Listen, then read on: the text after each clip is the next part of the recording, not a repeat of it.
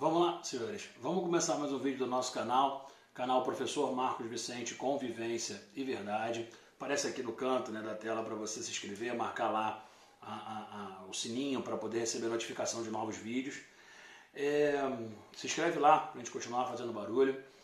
E o tema que nós vamos falar hoje é um tema de interesse social, sim, mas muito mais de uma classe que é fruto, inclusive, de questionamentos que foram feitos por colegas meus, advogados, ex-alunos, né, no sentido de sabermos por que o judiciário brasileiro é ruim, por que as decisões judiciais brasileiras causam tanta controvérsia, por que o judiciário toma decisões, né, que muitas vezes são contrárias ao interesse da sociedade. E aí veja, para a gente poder falar um pouquinho sobre esse judiciário ruim, a primeira coisa que a gente precisa saber é como é que o juiz ingressa na carreira, né? E na verdade existem duas formas do juiz ingressar na carreira. Ele tem a possibilidade de fazer um concurso público, né? Concurso público esse que é um concurso extremamente difícil, que exige muita dedicação, tá? Que ele tem que ter 3 anos de prática jurídica, ele tem que ter 3 anos de formado em direito e atuando na área jurídica para poder conseguir se habilitar a fazer essa prova, tá? Então já tem esse requisito de 3 anos de formação, de trabalho efetivo no direito, e uma prova muito difícil, né? Uma vez que você passa na prova, aquele cidadão que passa na prova ingressa lá na carreira de juiz, como juiz de primeira instância, que depois tem lá uma carreira que pode chegar a ser desembargador e tal.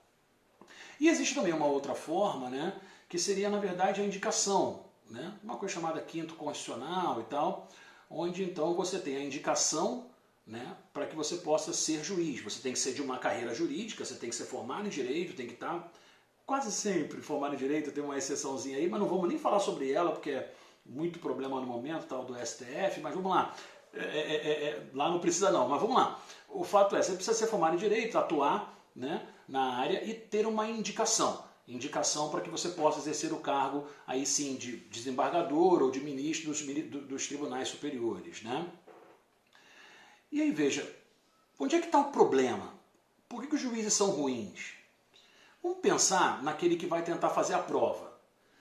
As pessoas entram na faculdade de Direito muitas vezes sonhando. Ah, eu quero ser juiz, eu quero exercer a magistratura e tal, não sei o que, não sei o que lá.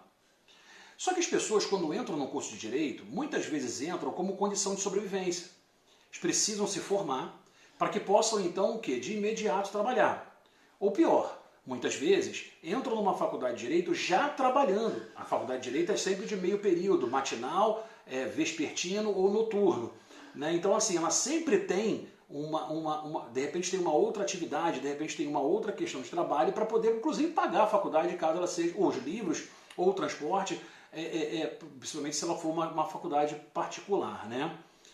E aí, veja, o cara sai depois de 5 anos de uma faculdade de Direito e tem que se preparar para uma prova dificílima, por no mínimo 3 anos. Quantos são aqueles que podem parar a sua vida para poder bancar o sonho? Quantos são aqueles que podem parar de trabalhar, porque demanda muito estudo? Raras são os casos, as exceções que você tem um juiz que passou e trabalhava. Claro que existem exceções, mas raras são as exceções. Quem é que pode parar de trabalhar para poder bancar esse sonho? 3 anos. Normalmente são aquelas pessoas que já têm o quê? Uma estrutura familiar que os guarnece, que os garante o quê? 3 anos de estudo para que eles possam apenas estudar, se dedicar muito pouco à atividade profissional e se dedicar à profissional jurídica e se dedicar a estudar para passar nesse concurso público. Então, na verdade, quem entra no concurso da magistratura, quem entra para ser juiz através de uma prova, normalmente, existem exceções, normalmente já são aqueles que são abastados. De uma família que tinha recursos para oferecer e garantir que aquela pessoa ficasse 3 anos apenas estudando para poder passar na prova da magistratura. E aqueles que são indicados.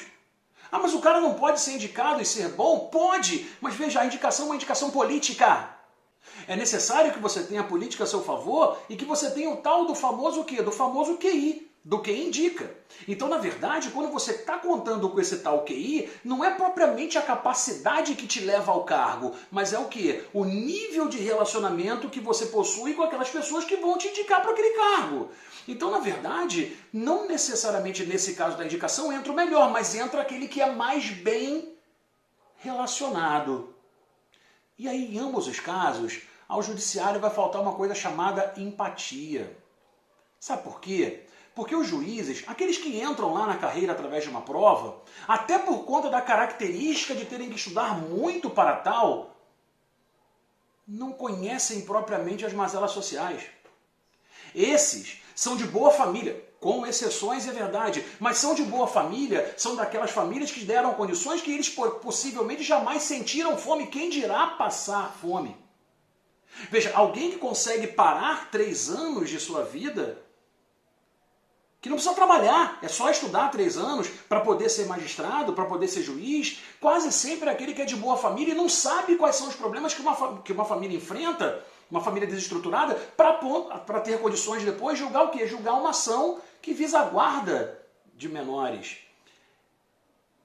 Não há um preparo de viver, não há uma vida. É uma pessoa muito competente, muito inteligente e que teve berço. E por isso está lá. E aí ele não conhece o restante do mundo. Na medida que ele não conhece, ele não consegue se colocar no lugar do outro, ele não consegue ser empático. E aqueles que são indicados, veja, se porventura passaram num concurso público anterior, possivelmente passaram num concurso público anterior que também era muito difícil, que demandava muito estudo e que tinha uma família para poder guarnecer. Dar as condições para que eles pudessem estar estudando apenas sem ter que trabalhar ou ganhar a vida. O problema dos juízes, o problema dos órgãos do Poder Judiciário, é que na verdade ele é composto de pessoas que vivem no privilégio. Privilégio que sempre existiu no Brasil, privilégio que sempre vai existir no Brasil, mas que são dados reais. O privilegiado, aquele que sempre... Existem exceções? Existem. Mas aqueles que são privilegiados, que sempre foram privilegiados, não conhecem as mazelas sociais. Não tem como dar certo isso. Não tem como dar certo. Ou os juízes se esforçam muito para passar numa prova porque têm condição de tempo para isso, ou então os juízes são aqueles que são indicados, que politicamente falando nada mais é do que ter berço do mesmo jeito. O problema do judiciário chama-se berço. E o berço, o privilégio, afasta aquele que tem que aplicar a lei daquela que é a questão social vivenciada. O nosso problema é que temos um judiciário idealizado como um judiciário de primeiro mundo para aplicar no terceiro mundo. Nós somos a maioria pobres. Nós somos, em sua maioria, necessitados, carentes, ou aqueles que conseguiram emergir um pouquinho diante de muita dificuldade. A maioria não é de berço. A maioria não viveu sempre no privilégio. Por isso que as decisões, para a maioria de nós, são decisões ruins. Tem como solucionar? Tem como debater. Tem como a gente fazer alguma coisa pensando para frente. Mas depois a gente fala um pouquinho sobre isso. Ok? Se inscreve aí no canal, marca aí. Ih, até esqueci de fechar, mano. Marca aí no canal, se inscreve aí, para que a gente possa então continuar fazendo barulho e falando dessas verdades que penso serem essenciais para que a gente possa viver. Ok? Valeu, galera!